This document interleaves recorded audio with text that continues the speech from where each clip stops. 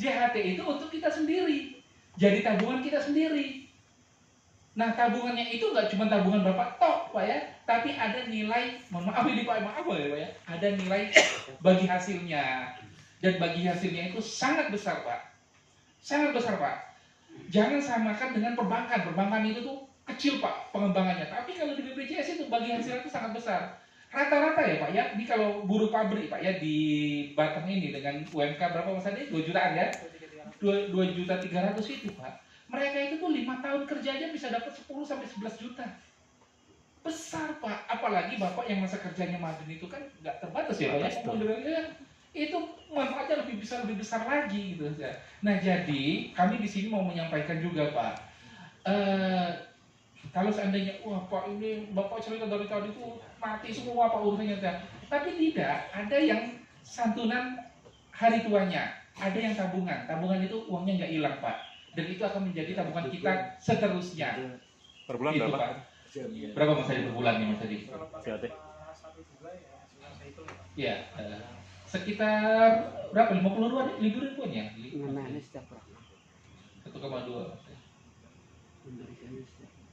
Pak, tapi itu kan bukan uang hilang Pak ya. Dan Bapak bisa ngambil. Bisa langsung setahun misalnya? Bayarnya? Bisa langsung setahun. Cuman memang akhirnya Bapak harus gimana ya Mas Adi ya, harus misah dengan teman-temannya, karena teman-temannya kan nggak semuanya mau ikut yang JHT. Misalkan dari 6.000 itu ada yang mau ikut JHT, ada yang tidak gitu ya. Nah jadi yang ikut JHT itu nanti kita keluarkan, itu sistem kami lah ya Pak ya, sistem kami nanti akan kita keluarkan masuk ke yang kelompok yang ikut JHT gitu. Suatu waktu Pak saya pengen ngambil Pak, saya udah mau udahan aja, bisa Pak gitu. Nah mungkin itu Pak tambahannya. Terus kemudian tadi ya Pak ya, masalah iuran yang berbeda ya Pak ya. Kok ada yang 9.000, kok ada yang 16.000 ya Pak ya. Jadi itu tergantung segmen pekerjanya Pak. Segmen informal, nah Bapak ini maksudnya informal Pak.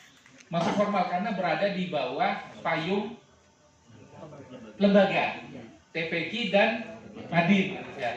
Nah ketika lembaga itu iurannya memang segitu Pak, 9.000 sampai 10.000-an Pak. Tapi kalau untuk yang informal itu kan bekerja mandiri Pak, itu memang iurannya itu 16.800 Pak. 16.800 itu tapi tanpa JHT, tanpa tabungan. Kenapa kok lebih mahal Pak ya kalau informal itu? Karena yang dilindungi itu 2 pekerjaan Pak. Jadi kalau petani dia ada pekerjaan sampingan. Petani itu sampingannya apa? Dagang. Maka yang kita lindungi itu adalah pedagangnya dan petaninya. Nah kalau di formal Pak, itu hanya 1 pekerjaan. Bapak hanya dilindungi di pekerjaan Bapak sebagai guru Madi.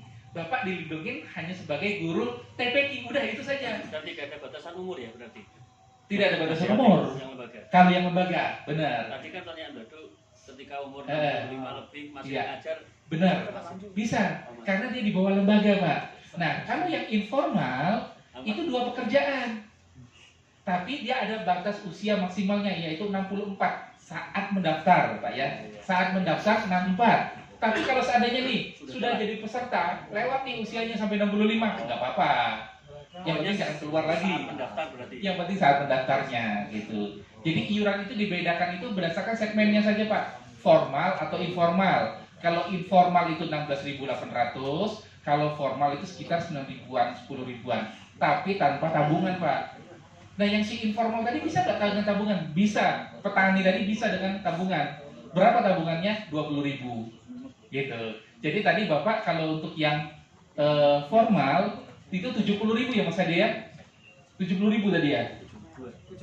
74.000 Pak kalau yang formal. Tapi kalau yang informal tabungannya itu hanya 20.000, lebih murah gitu.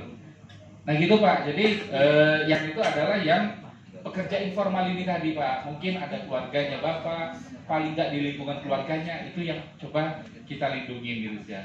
Nah terus kemudian Pak, tadi pertanyaan yang kecelakaan ada lawan apa enggak Pak? Jadi gini Pak, asuransi di kita ini ada 3 Pak, asuransi yang milik negara ya Pak ya. Ada BPJS Ketenagakerjaan, ada BPJS Kesehatan, ada Jasara Harja. Nah, yang namanya BPJS ini lembaga non profit oriented, tidak cari untung Pak. Kalau yang namanya BPJS itu tidak cari untung. Nah, kalau Jasara Harja, nama depannya itu tadi Pak ada PT. PT Jasara Harja dalam kurung Persero. Nah, itu lembaga yang mencari untung. Itu BUMN Pak. Jadi mereka dibiayai oleh keuntungannya mereka menjalankan operasi usahanya. Nah, kalau karena yang bayari itu adalah pakai uang negara, Bapak itu hanya ngurun saja iurannya. Jadi negara itu kayak diringankan oleh iuran yang sedikit tadi, tapi kalau seandainya kurang nggak masalah, uang negara nanti untuk bayari santunan 42 juta itu tadi. Tapi kalau Jasara Harja itu tidak Pak. Jasara Harja itu mereka benar-benar santunannya itu ya pakai mengelola perusahaannya. Nah, melindunginya itu berbeda-beda Pak. Kalau BPJS Ketenagakerjaan itu melindungi di pekerja, di kecelakaan kerjanya Pak yang dilindungi. Jadi kalau kecelakaan lalu lintas, bisa nggak dilindungi di BPJS Ketenagakerjaan? Bisa. Asal kecelakaan lalu lintas tersebut adalah kecelakaan kerja. Kalau kecelakaan lalu lintasnya itu tidak lagi bekerja, nggak bisa. Yang masuk kecelakaan kerja itu bagaimana Pak? Saat berangkat kerja, saat dinas-dinas, saat pulang kerja itu masuk. Ini lagi dinas ini nih Pak, itu masuk gitu sih. Jangan. Nah, gitu bedanya di situ Pak. Jadi Jasara Harja itu enggak apa-apa. Mau kecelakaannya lagi ngapain aja enggak apa-apa. Asal kecelakaannya ada lawannya. Karena kalau kecelakaan sendiri namanya kecelakaan tunggal yang ada artinya ya kamu sendiri artinya kata Jasara Harja kamu sendiri menyebabkan. Nah kalau di BPJS Ketenagakerjaan kita tidak melihat tunggal atau enggak. Jatuh ya lagi berangkat kerja ya masuk kecelakaan kerja ditanggung.